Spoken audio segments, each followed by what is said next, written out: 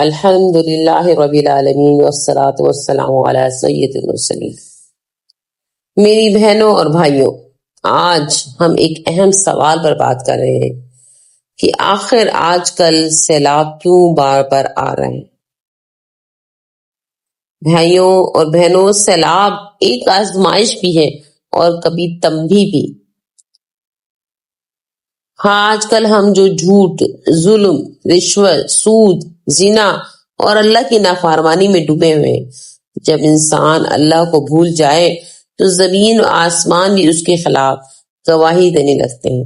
یہی وجہ ہے کہ بارش جو رحمت بن کر آنی چاہیے، کبھی کبھی عذاب اور سیلاب بن کر آ جاتی ہے۔ اور ساتھ ایک اور حقیقت یہ بھی ہے کہ ہم نے جنگلات کاٹ دیے، نالے اور دریا بند کر دیے، زمین کو غلط استعمال کیا، ناکاسی کا نظام تباہ کر دیا۔ یہ سب بھی بارش کو سیلاب میں بدلنے کے اسباب ہیں۔ میری بہنوں اور بھائیوں، اللہ تعالیٰ نے حضرت آدم علیہ السلام سے لے کر قیامت تک کے انسانوں کے لیے ایک قانون بنایا ہے۔ جو شخص اللہ کی چاہت پر زندگی گزارے گا وہ سکون اور اطمینان سے دنیا میں رہے گا۔ اس کے برخلاف جو شخص اللہ کا نافرمان بنے گا، نفس اور شیطان کی چاہت پر اور انگریزوں کے طریقوں پر زندگی گزارے گا، وہ دنیا بھر کی حرام خوشیوں کو بھی استعمال کر کے سکون حاصل نہیں کر سکے گا، بلکہ جیسے جیسے اس کی گناہ بڑھتے جائیں گے، اللہ کے عذاب اس پر اترتے چلے جائیں گے۔ جیسا قرآن میں نافرمان قوموں کے عذاب کو اللہ نے جگہ جگہ بیان کیا ہے۔ اللہ تبارک و تعالیٰ نے قوم لوط کے شہروں اور بستیوں پر پتھر برسا کر تباہ کر دیا۔ سورۃ الشعراء میں اللہ تعالیٰ نے ارشاد فرمایا، ہم نے ان پر پتھروں کا مینہ برسا دیا۔ اسی طرح مختلف قوموں کے حالات کو اللہ نے اس لیے بیان کیا تاکہ نافرمانوں کے حالات پڑھ کر میرے بندے گناہوں سے بچ جائیں۔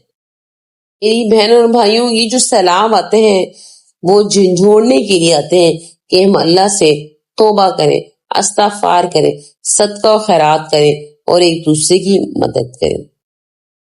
اللہ تبارک و تعالیٰ نے قرآن مجید میں ارشاد فرمایا ہے، چھوڑ دو تم تمام گناہ، ظاہر بھی اور پوشیدہ بھی۔ تحقیق جو لوگ گناہ کماتے ہیں وہ اپنے کی سزا پاتے ہیں۔ ایک اور جگہ پر ارشاد فرمایا، سورۃ انعام کی آیت ہے، ان قریب جن لوگوں نے جرم کیے ان کو اللہ کی طرف سے ذلت اور سخت عذاب پہنچ کر رہے گا، کیونکہ وہ مکاریاں کرتے تھے۔ سورۃ الشعراء کی آیت ہے، یعنی جو مصیبتیں تم پر آتی ہیں وہ تمہارے ہاتھوں یعنی تمہارے اعمال کی وجہ سے آتی ہیں، اور بہت گناہوں کو معاف کر دینے والا ہے۔ یعنی کہ گناہوں کا کفارہ مصائب بن جاتے ہیں، اور کچھ گناہ وہ ہیں جو اللہ تعالیٰ یوں ہی معاف فرما دیتا ہے ہمیشہ کے لیے، یا فوری سزا دینے سے عقوبت یا دل عذیر میں تاخیر، یہ بھی ایک گناہ معافی ہے۔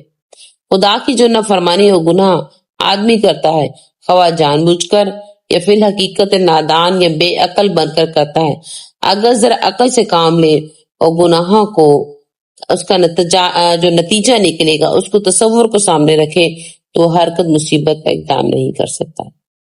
حضور اکرم صلی اللہ علیہ وآلہ وسلم نے فرمایا کہ طبرانی کی روایت ہے، اور اللہ تعالیٰ کے نافرمانوں سے اپنے آپ کو بچاؤ، کیونکہ اس سے اللہ تعالیٰ کا غضب اور قہر نازل ہوتا ہے۔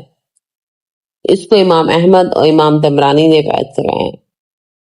حضرت مجدد علی ثانی رحمۃ اللہ علیہ فرماتے ہیں، حق تعالیٰ کا راضی ہونا جنت سے بہتر نعمت ہے، دوزخ میں اللہ تعالیٰ کا ناراض ہونا دوزخ سے بدترین عذاب ہے۔ علماء فرماتے ہیں، بہت سے لوگ ایسے ہیں کہ گناہوں کی نحوست سے آخر میں ایمان سلب ہو جاتا ہے اور دنیا سے کفر کی حالت میں چلے جاتے ہیں، اللہ کا قہر اور غضب اور دردناک عذاب کے مستحق ہو کر دنیا سے رخصت ہو جاتے ہیں۔ بخاری اور مسلم شریف میں آتا ہے کہ جس شخص کے ساتھ اللہ تعالیٰ بھلائی کرنے کا ارادہ فرماتا ہے وہ بھلائی حاصل کرنے کے لیے مصیبت زدہ فرماتا ہے۔